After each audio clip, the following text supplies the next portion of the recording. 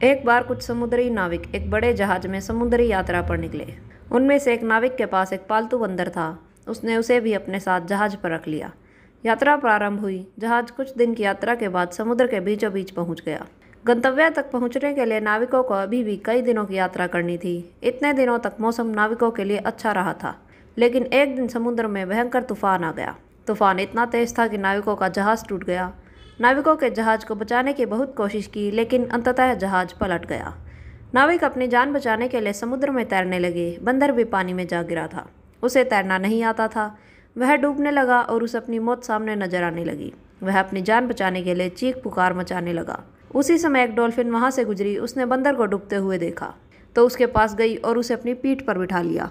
वह बंदर को लेकर एक द्वीप की ओर तैरने लगी। द्वीप पर पहुंचकर डॉल्फिन ने बंदर को अपनी पीठ से उतारा।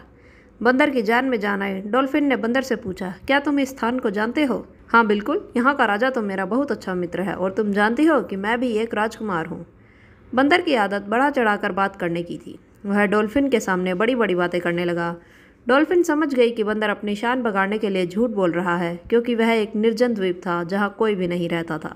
वह बंदर की बात का उत्तर देते हुए बोली, ओह, तो तुम एक राजकुमार हो, बहुत अच्छी बात है। लेकिन क्या तुम्हें पता है कि बहुत जल्द तुम इस द्वीप के राजा बनने वाले हो?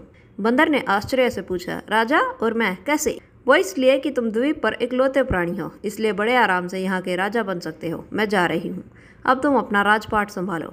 इतना कहकर डॉल्फिन तैरकर वहां से दूर जाने लगी। बंदर पुकारता रह गया और उसके झूठ और शेखी से नाराज डॉल्फिन उसे वहीं छोड़कर चली गई।